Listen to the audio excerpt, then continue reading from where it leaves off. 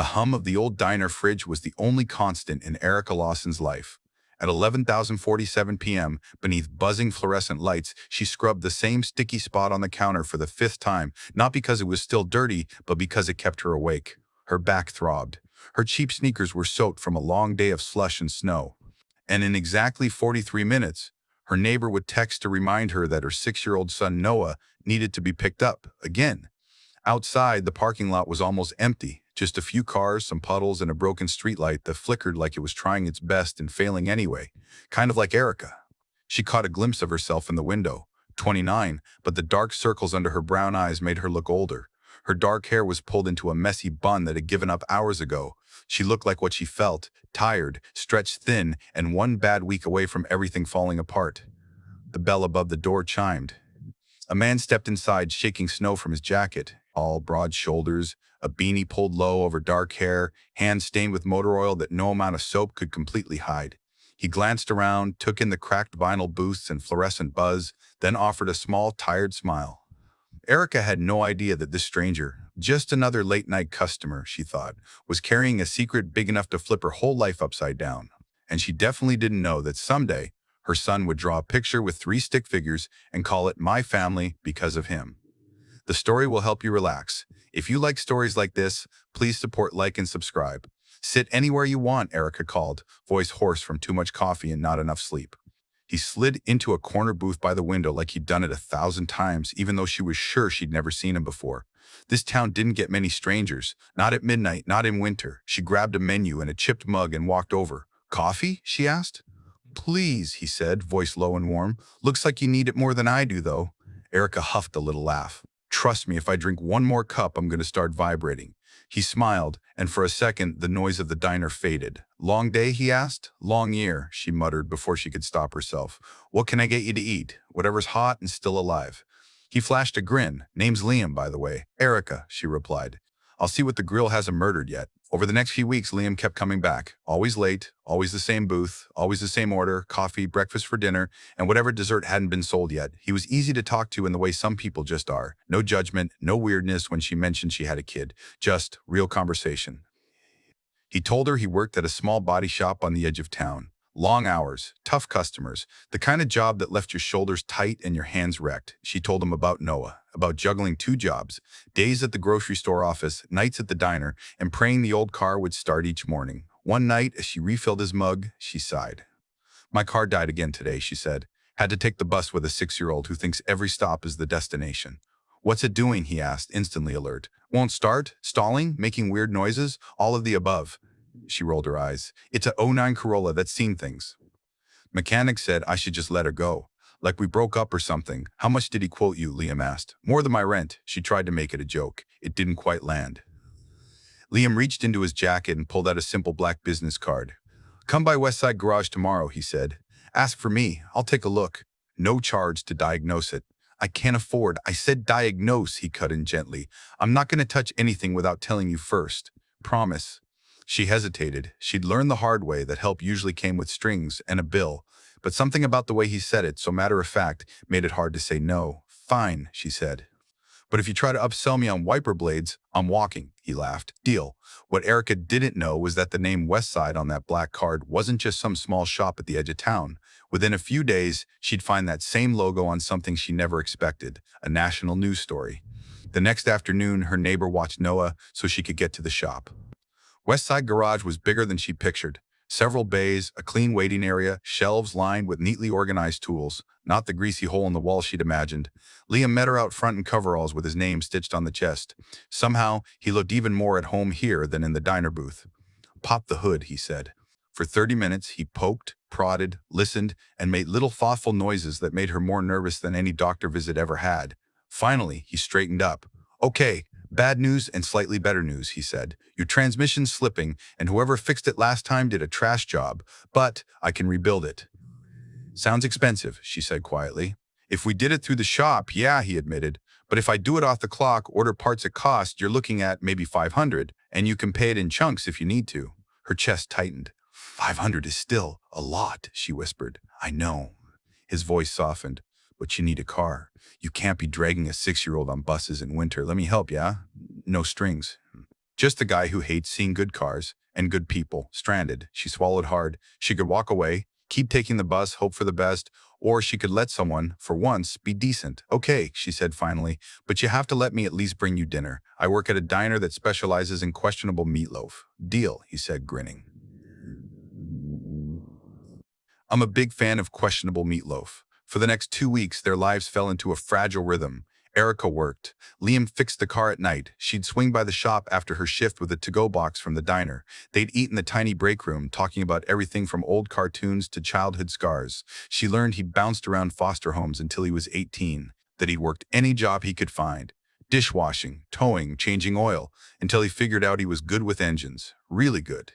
He learned she'd been abandoned by Noah's dad before he was even born, that she'd learned to stretch $40 into groceries, gas, and hope, that she was terrified of one bad emergency undoing years of clawing forward. You're tougher than you think, Liam told her one night, leaning back in the wobbly chair. Most people would have quit by now. Yeah, well, single moms don't get to quit, she said. We just cry in the walk-in freezer and then go back out and refill coffee. He laughed, but there was a sadness in his eyes. The car was done on a Saturday. Noah came with her, clutching his worn-out action figure. Is this the car fixer? Noah whispered, staring up at Liam. This is the car fixer, Liam said solemnly, crouching down to Noah's level. You must be Noah. Nice to meet you, man. Noah nodded like this was a very serious business deal. Thank you for fixing our car. Mom said if it died, we were moving into a cardboard box. Erica smacked her forehead. I was kidding. Liam chuckled. Well, good thing we avoided the cardboard box, huh? They took the car for a test drive. For the first time in months, the engine sounded smooth. No grinding, no scary noises, just normal. It felt like breathing for the first time after being underwater too long.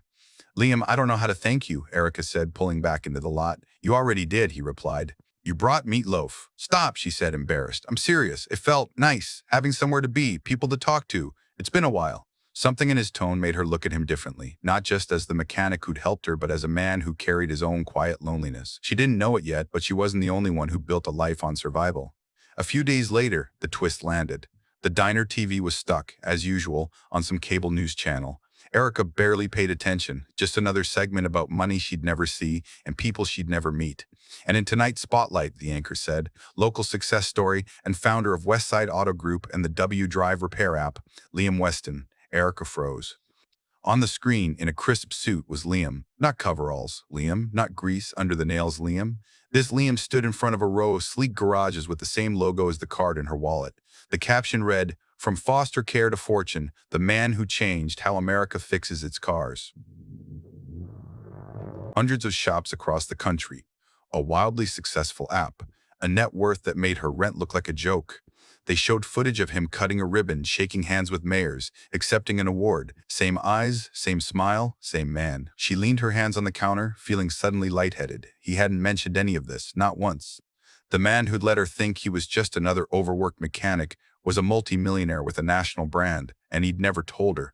And in less than 24 hours, Erica would walk into his shop, not with dinner this time, but with every old fear she'd ever had about trust and being used, ready to explode. All through her shift, her thoughts spun. Was this funny to him? A game? Did he go slumming at the diner between board meetings? When she'd worried out loud about $40, had he been secretly calculating his stock price? By the time she finished her shift, anger had solidified into something sharp. She drove straight to Westside. He was under the hood of a truck, sleeves rolled up, genuinely working when she walked in.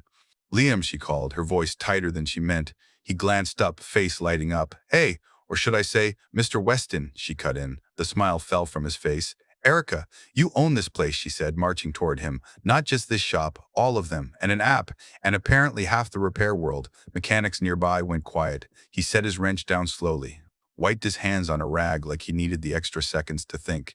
Can we talk somewhere private, he asked. Why, she snapped. So you can explain how lying by omission isn't really lying.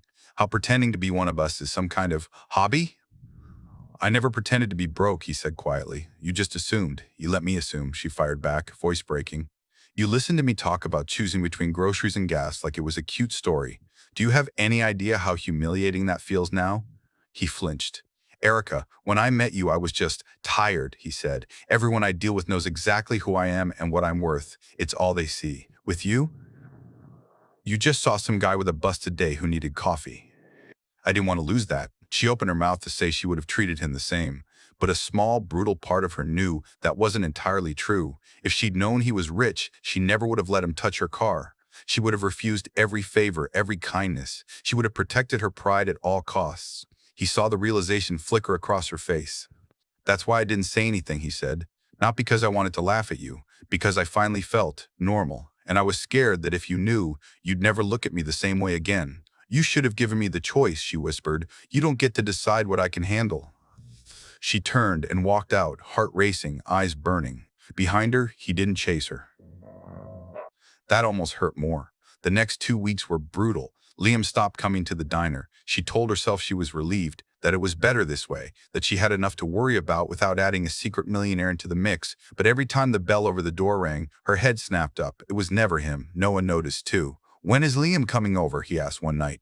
Did I do something wrong? No, baby, she said, forcing a smile. Sometimes grown-ups just get busy. Her neighbor, Mrs. Carter, gray hair, sharp eyes, soft heart, finally cornered her one evening while Noah colored on the floor. You've been sulking like a teenager, Mrs. Carter said, handing her a mug of tea.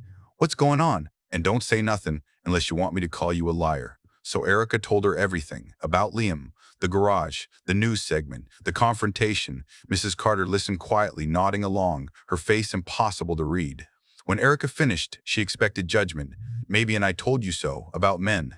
What I'm hearing, Mrs. Carter said slowly, is that before you knew about the money, you were happy. Erica stared at her. That's not the point. It is a point, Mrs. Carter countered. And did he ever ask you for anything? Use your situation against you? Lord it over you? No, Erica admitted. He rebuilt my transmission basically for cost. He played with Noah. He listened to me complain about work like it was his full-time job. Then maybe the real question is this, Mrs. Carter said. Are you mad because he has money, or because you're scared you'll never feel equal to him? The words hit harder than Erica wanted to admit. A few days later, equal took a whole new hit. It happened during the lunch rush at the diner. A woman in a tailored navy coat, heels that definitely didn't come from the discount rack, and a leather briefcase walked in like she owned the room. I'm looking for Erica Lawson, she said to the hostess. Erica's stomach clenched. She wiped her hands on her apron and stepped forward. That's me, she said. Can I help you? The woman's eyes flicked over her uniform, her messy bun, the smudge of syrup on her forearm. I'm Bianca Flores, she said, Chief Operating Officer at Westside Auto Group. We need to talk. They took a booth in the back. Bianca didn't order anything. I'll be direct, Bianca said. I've worked with Liam since the beginning. I believe in him. I also protect him. And right now, he's distracted. Missing investor calls, skipping meetings, spending more time at one small shop and a diner than running the company he built. I didn't ask him to do that, Erica said defensively. I know, Bianca replied. That's why I came myself instead of sending a lawyer. Ouch! Bianca folded her hands. Look, Ms. Lawson, Liam grew up with nothing. He's worked his way from the bottom with blood and grit, and people have taken advantage of his generosity every step of the way. I'm not accusing you of that. But I am saying this. You and he live in different worlds. She said different worlds like it was a diagnosis. Can those worlds meet? Bianca continued. Sometimes. But there's always a cost. You will be judged, called the gold digger. People will question every move you make. And Liam? He'll feel pulled in two directions. The business that needs him and the life he wants with you. Erica's stomach twisted. Bianca's expression softened just a fraction. I'm not here to scare you, she said. I'm here to make sure you think about how this ends, for both of you, and for your son. With that, she slid out of the booth and left the card on the table. If you ever want to talk about opportunities that don't involve being the center of gossip blogs, she added, call me. The door closed behind her, and Erica stood there, holding a pot of coffee that had gone cold. Different worlds, gold digger, ends badly. The words echoed in her head all day. So when the phone rang the next afternoon and an unfamiliar number flashed across the screen, Erica almost didn't pick up. She had no idea that on the other end of the line, it wasn't Liam calling for himself. He was calling because her son had just run away to find him. Hello, she answered. Erica, it's Liam, came the strained voice. Don't freak out. Too late, she snapped. What do you want? It's Noah, he blurted. He's okay. He's here. He showed up at the shop. Mrs. Carter is on her way, but he won't leave until he sees you. I thought you should know. Her heart stopped. What do you mean he's there? She demanded, already grabbing her bag. How did he even? He said he took the bus, Liam said. He memorized the stop name from when you brought the car. Erica, he was crying, saying he didn't want me to disappear. Her throat closed. "I'm on my way," she said. She hung up before he could say anything else. The drive to Westside felt longer than any she'd ever taken. When she burst into the break room, Noah was sitting on a chair, legs swinging, face red and blotchy. "Mom!" he cried, launching himself into her arms. She squeezed him so tight he squeaked. "You can't do that again," she said, voice shaking. "You scared me, buddy. You can't just get on buses and go places alone." "I wanted to see Liam," he sobbed. "You said sometimes people go away. I didn't want him to go away. I wanted to ask him to stay." Behind Noah, Liam stood quietly, hands shoved in his pockets, expression raw. There was a smear of grease on his cheek and, to her shock, dried tear tracks. Mrs. Carter appeared a minute later, out of breath, and took Noah to get ice cream, giving the adults that look older women give when they know a conversation needs to happen. "Don't screw this up," her eyes seemed to say. And then they were alone. Erica crossed her arms, more for balance than anger. "So," she said, "you've met my runaway child. Congrats." Liam let out a humorless laugh. "Yeah, great first impression," he said. "He told me he missed me, told me he's mad that you're sad. That was fun." Silence stretched. "Bianca came to see me," Erica said finally. He nodded. "I know," she told me. "I wasn't thrilled. She said we're from different worlds," Erica continued. "That this is unsustainable, that I'd be judged, that you'd be pulled apart." "And you believed her?" he asked. "I believed parts of it," Erica admitted. "Because she wasn't wrong about some things. I am scared. I don't know how to do holidays in mansions or smile at investors or talk about stocks without sounding like an idiot. I'm just a tired waitress with a kid and medical bills and panic attacks at the gas pump." "Stop," he said gently. "You are not just anything." He stepped closer. "Do you want to know what my world is like?" he asked. "It's boardrooms full of people who pretend they're happy to see me because my name signs their checks. It's contracts and numbers and cameras. It's walking into a room and knowing half the people there have already Googled my net worth." He shook his head. "When I walked into that diner that first night," he said, "I was coming from a charity dinner where people were clapping for a speech I didn't even write. I just wanted somewhere quiet, somewhere normal. And there you were, tired, sarcastic, real. You refilled my coffee like it was no big thing and told me about your shift like we'd known each other for years. No one's done that for me in a long time." She looked away, eyes burning. "I still should have told you," he added. "I'm not going to pretend I handled it right. I was selfish. I wanted to keep being just Liam for a little longer." "I needed the choice," she said again, softer this time. "I know," he replied, "and if you can't forgive that, I'll live with it. But don't walk away because Bianca thinks we don't match on paper. Don't walk away because strangers might think you're using me." He reached for her hand, then paused, letting her decide. She didn't pull away. "Erica," he said quietly, "you didn't need rescuing. You've been rescuing yourself for years. All I want to do is stand beside you, help when you let me. Be there for Noah like the dad I wish I'd had. And yeah, if your car dies again, I'm absolutely fixing it." Despite herself, she snorted. "That's fair. I'm not asking you to quit your jobs tomorrow or move into some penthouse," he went on. "I'm asking if we can try. Slowly, your pace. Both worlds, not one swallowing the other." She thought about the last 2 weeks without him, about Noah asking where he was, about the silence in her apartment once she put her son to bed. She thought about Mrs. Carter's question. "Before you knew about the money, were you happy?" "Yeah," she whispered. "I was," Liam swallowed. "So, is that a yeses?" he asked. "To trying?" She took a deep breath, feeling fear and something warmer twist together. "Yes," she said, "but we're doing it slow." "No magic fixes. No turning my life into your PR story. And you're going to your meetings, okay? I refuse to be the reason your company crashes." His grin came back for the first time in days. "Deal," he said. "I'll even put it in a calendar invite if you want." "You're such a nerd," she muttered. "You're nerd," he replied. 6 months can't fix everything, but it can change a lot." Erica still lived in the same small apartment, but now the fridge was a little fuller, not because Liam rescued her, but because she'd taken a job Bianca offered, not as some charity case, but as a community coordinator for Westside's new scholarship program for single parents. Turned out, her lived experience was worth more to the company than any fancy degree. She still picked up some shifts at the diner on weekends, partly for the extra cash, partly because it reminded her where she'd come from. Liam still spent 3 mornings a week in coveralls at the original shop because he liked the smell of oil and the feel of tools in his hands more than he liked conference calls. Noah called him spark plug. Now, one evening, Erica stood backstage at a small event Westside was hosting, a scholarship night for parents like her. She was scheduled to speak. "Why did I agree to this?" she muttered, clutching her note cards. "Because you're brave," Liam said from the wings. "And because no one can tell this story like you can." She rolled her eyes, but when she walked out and saw the audience, tired faces, parents in thrift store clothes, people who looked like her from a year ago, something in her steadied.